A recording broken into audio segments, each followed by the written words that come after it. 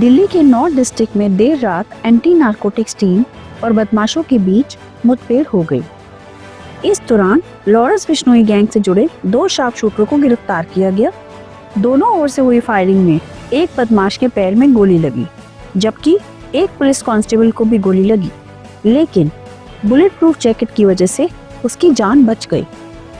Police के अनुसार गिरफ्तार आरोपी हाल में ही फायरिंग और रंगदारी की वारदातों में शामिल थे। इनमें पश्चिम बिहार के आरके फिटनेस जिम पर फायरिंग और वेस्ट विनोद नगर में एक बिजनेसमैन को निशाना बनाना शामिल है। गुप्त सूचना मिलने पर पुलिस ने हिड़की मोड़ के पास जाल बिछाया। जैसे ही पुलिस ने उसे रोकने की कोशिश की, आरोपियों ने फायरिंग शुरू कर दी। जवाब में पुलिस ने फायरिंग की, जिसमें एक आरोपी घायल हो गया। घायल आरोपी की पहचान दीपक के रूप में हुई है और उसे नजदीकी अस्पताल में भर्ती कराया गया। दूसरा आरोपी जो जुवेलाइन है, मौके पर ही पकड़ा गया। पुलिस ने आरोपियों के पास से 2 पिस्तल, जिंदा कारतूस और वारदात में इस्तेमाल की गई स्कूटी बरामद की। पूछताछ में पता चला कि आरोपी सोशल मीडिया के जरिए विदेश में बैठे गैंग के हैंडलर्स के आदेश पर अपराध कर रहे थे, ताकि दिल्ली में डर फैलाया जा सके।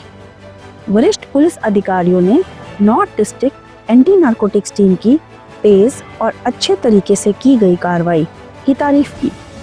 इस सफल ऑपरेशन और समय पर गिरफ्तारी के special commissioner of police law and order Ravinder Yadav की निगरानी में भी महत्वपूर्ण बताया गया।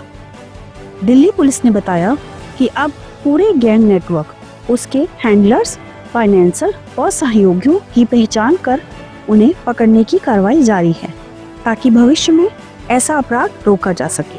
नॉर्थ डिस्ट्रिक्ट पुलिस के एएनएस स्टाफ ने कल रात एनकाउंटर के बाद 2 क्रिमिनल्स को गिरफ्तार किया, जिसमें एक दीपक है और दूसरा जुवेनाइल है। ये दोनों गैंगस्टर हैं और इनको वांटेड थे, जो 2 दिन पहले 2 फायरिंग के इंसिडेंट हुए थे बिश्नोई के नाम से, बिश्नोई गैंग के नाम से, एक पश्चिम विहार ईस्ट में और एक मधु विहार में। तो दोनों से दोनों वेपन भी रिकवर हुए हैं जो उन्होंने फायरिंग में यूज़ किए थे। जैसा आपको पता है, दिल्ली पुलिस ने पीछे बहुत ही कम्प्रीहेंसिव एक्शन लिया है गैंगस्टर्स के खिलाफ, और काफ़ी दिन से जो कॉल्स थी उसमें काफ़ी कमी थी, और पीछे पूरे डिस्ट्रिक्ट्स ने, क्राइम ब्रांच ने, स्पेशल सेल ने मिल के एक बड़ा ही ज़बरदस्त एक्शन किया था।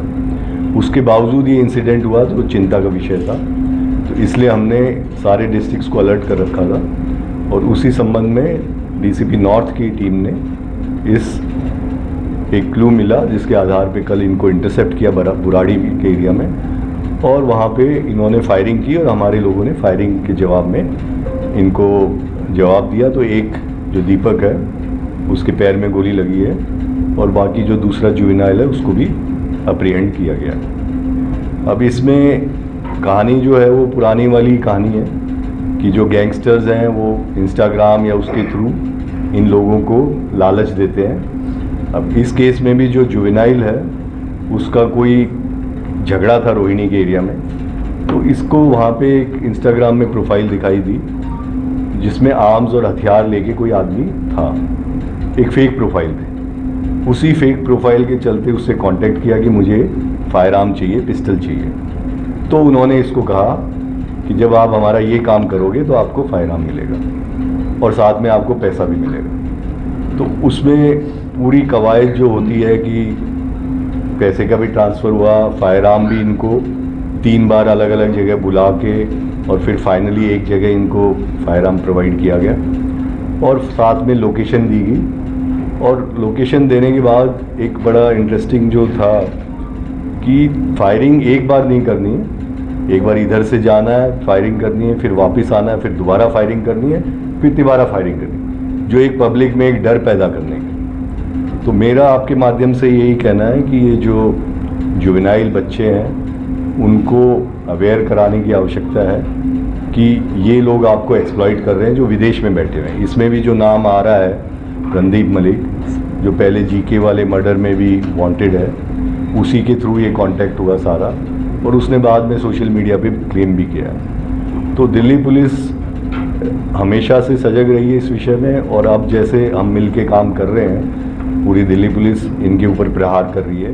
और अभी इंटरस्टेट कोऑर्डिनेशन मीटिंग में भी ये डिस्कस हुआ कि न केवल दिल्ली पुलिस बल्कि Haryana police, Rajasthan police, Chandigarh police, Punjab police और उत्तर प्रदेश पुलिस, जहाँ जहाँ इनका वर्चस्व बना हुआ है, तो हम सब मिल के काम करेंगे। और जब मुझे लगता है हम सब मिल के काम करेंगे तो इनके इतने रिसोर्सेज नहीं हैं कि ये बहुत ज़्यादा दिन चल पाएंगे।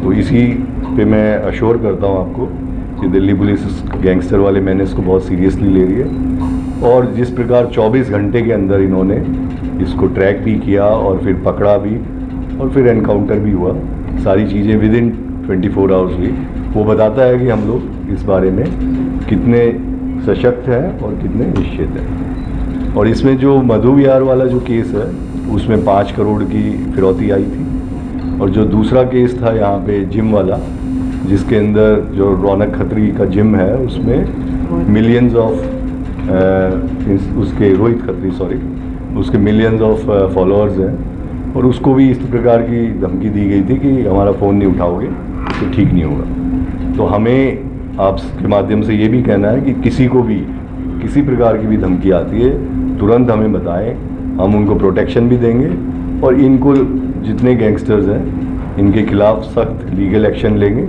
जहाँ ज़रूरत पड़ी वहाँ वो सख्त से सख्त एक्शन, चाहे वो मकोका का एक्शन है, 111 BNS का एक्शन है, और अगर उन्होंने हम पे फायर किया तो हम उनको न्यूट्रलाइज भी करेंगे। तो ये सारी जो इंस्टांस है ये दर्शाता है कि हमारे लोगों में जो काबिलियत है वो इनसे कहीं ज़्यादा है, और हम इनको निस्ताबूद कर सकते हैं अगर हम सब एकजुट होकर काम करते हैं। उन डरने की किसी को आवश्यकता नहीं है। जिसके पास भी कोई ऐसी धमकी आती है वो तुरंत बताए और तुरंत हम लोग एक्शन लेंगे। सर क्या